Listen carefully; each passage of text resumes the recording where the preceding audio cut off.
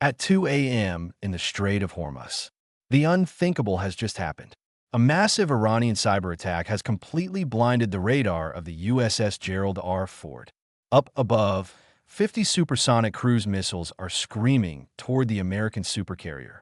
In underground bunkers, enemy generals are already celebrating the death of 5,000 U.S. sailors. But they made one catastrophic miscalculation. They forgot to check what was lurking 400 feet below the surface.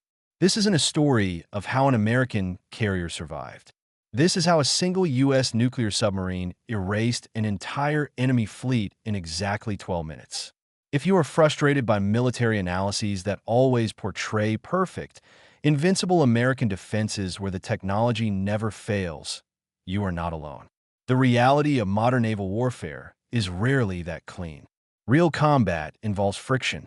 It involves systems going down, networks being hacked, and the fog of war descending in the middle of the night. What happens when a trillion-dollar shield actually drops? What happens when the enemy executes a flawless ambush and the surface fleet is left entirely in the dark? To understand the true nature of American naval dominance, we have to stop looking at the sky and start looking at the silent service operating below. The United States Carrier Strike Group operates on what is known as the kill web. It is not just a collection of ships, but a single, living, breathing supercomputer. But on this night, the enemy has managed to sever the nervous system. The attack begins with a masterclass in deception. Using strict emission control, the enemy fleet approaches in complete silence, hiding their radar signatures. They launch a massive swarm of cheap, disposable suicide drones. Their goal is not to sink the carrier with these drones, but to create a chaotic cloud of thermal and electronic interference, a deliberate tactic designed to confuse the automated defense systems and waste the carrier's highly advanced SM-2 and SM-6 interceptor missiles. As the drones fill the sky, the true trap is sprung. A highly coordinated cyber and electronic warfare attack slams into the Aegis combat system aboard the surface ships. Aegis is the brain of the fleet. It is the god-tier technology that typically tracks targets with millimeter precision. But tonight, the screens go black. The radar arrays are flooded with false signals and debilitating static. The carrier is effectively blindfolded. Seizing the moment of total paralysis, dozens of Iranian fast attack boats break their cover, rushing in at maximum speed to deliver the killing blow to the crippled giant. In the underground command centers of the adversary, the mood is triumphant. They believe their carrier-killer strategy has worked. They believe they have successfully overwhelmed the United States Navy using a brutal, low-cost saturation ambush. But they are completely unaware of the apex predator waiting in the abyss. 400 feet beneath the chaotic surface, a United States Virginia-class nuclear attack submarine has been tracking the entire enemy formation for hours.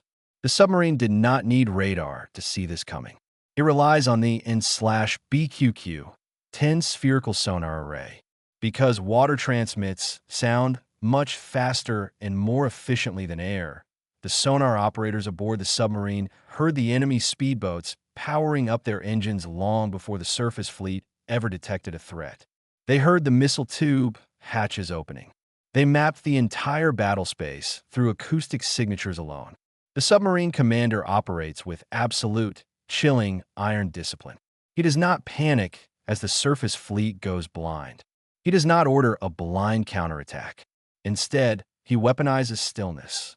He knows that revealing his position would compromise the ultimate advantage. So the submarine transforms into an invisible underwater data hub. It becomes the quarterback from the deep.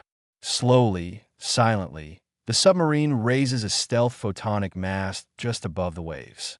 This mast bypasses the atmospheric electronic jamming that is blinding the surface ships.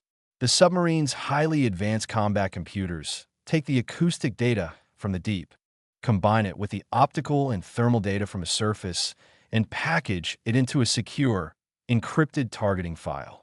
Using specialized underwater modems, the submarine securely feeds these exact targeting coordinates directly back into the carrier's automated defense network.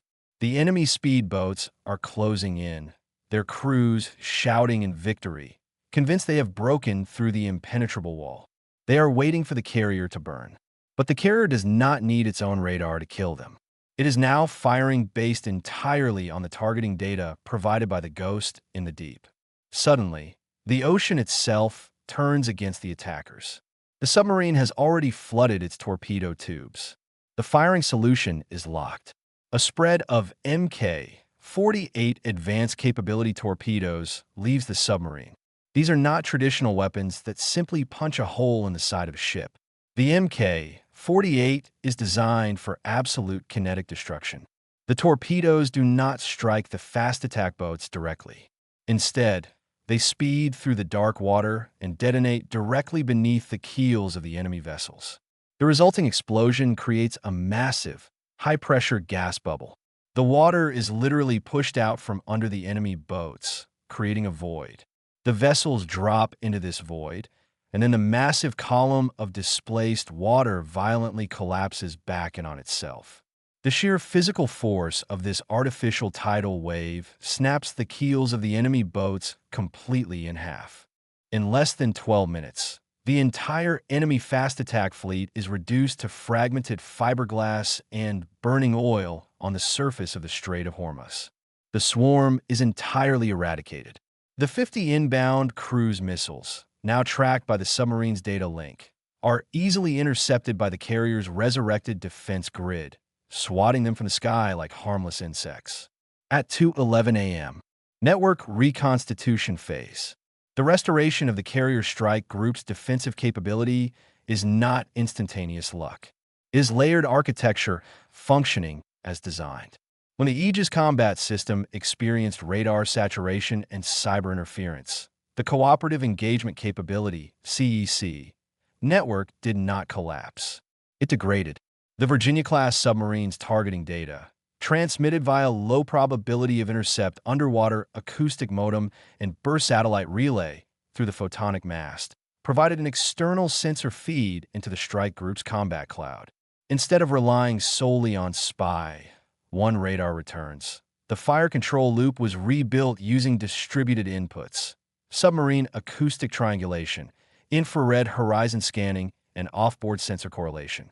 The engagement chain shifted from organic radar tracking to remote fire control architecture. Latency between submarine detection and carrier interceptor launch, under 2.4 seconds. At 2:13 a.m., the inbound supersonic cruise missiles enter terminal phase. Flying sea-skimming profiles at approximately Mach 2.5, they attempt to exploit radar horizon limitations. However, their engine plume heat signatures and pressure wave disturbances are already modeled through the submarine-fed targeting grid. SM-6 interceptors are launched using third-party targeting. These missiles do not require continuous radar illumination. Mid-course guidance is updated via secure data link. In terminal phase, active seekers assume control. Intercept geometry is calculated not on reactive radar sweep, but on predictive vector modeling derived from submarine acoustic launch point triangulation. Impact-to-kill ratio, 100% within engagement envelope. At 2:15 a.m., subsurface continuity control. The Virginia-class submarine does not surface or maneuver aggressively following torpedo detonation. Instead, it transitions to passive verification mode. Wide-aperture flank arrays confirm destruction of hostile hull structures through secondary implosion acoustics and fuel detonation signatures. Additionally, acoustic debris tracking confirms no surviving propulsion signatures within 12 nautical miles. The submarine maintains depth at approximately 400 feet to remain below the most effective layer of surface-based active sonar counterdetection. At 2:18 a.m., cyber forensics capture. Simultaneously, onboard electronic warfare processors analyze residual fragments of the Iranian cyber intrusion. Packet structure, encryption patterns, and timing jitter are isolated from corrupted Aegis logs. Rather than immediately purge the malicious code, segments are sandboxed within isolated combat system nodes for reverse engineering. The objective is attribution and future countermeasure modeling. The engagement thus becomes both defensive and investigative. At 2:22 a.m., surface fleet stabilization. Power distribution within the carrier strike group is normalized. Radar arrays are recalibrated using hard reset protocols combined with optical and infrared redundancy feeds. Fiber optic backbone channels within the strike group reroute traffic through alternate nodes, restoring full-spectrum sensor integration. The kill web does not simply restart. It reconfigures. At 2:27 a.m., strategic containment assessment. Fleet command confirms. Enemy fast attack flotilla neutralized. A cruise missile salvo eliminative. Cyber intrusion isolated and contained.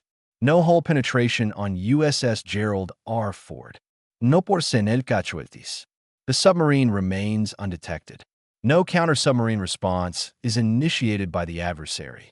Their command network is degraded by loss of forward assault elements. At 2:30 a.m., the strike group resumes formation integrity. Air wing assets remain on deck. No retaliatory airstrike is required. The mission objective, maintaining navigational freedom through the strait, remains intact. The engagement is logged not as a battle won through visible firepower, but as a demonstration of distributed lethality architecture functioning under degraded conditions. When the smoke finally clears, a terrifying realization washes over the surviving enemy commanders. The United States carrier never even had to launch its F-35 stealth fighters to win this battle. The American superpower did not survive through brute surface force alone, but through a disproportionate multi-domain retaliation. The true nature of United States naval dominance is not just what you can see floating on the ocean. It is the invisible, highly integrated network that turns a localized, brilliant ambush into an instant death sentence. It is the absolute certainty that even if you manage to blind the giant, the ghost in the deep is already orchestrating your annihilation. The Strait of Hormuz is quiet once again. The carrier strike group alters its course, moving forward with perfect composure. For the United States Navy, this was a Tuesday. For the adversary, it was the permanent deletion of their naval capabilities. In the era of modern warfare, deterrence is not an empty threat. It is the cold reality that no matter how flawless your plan, no matter how many missiles you launch, the ocean belongs to those who control the silence.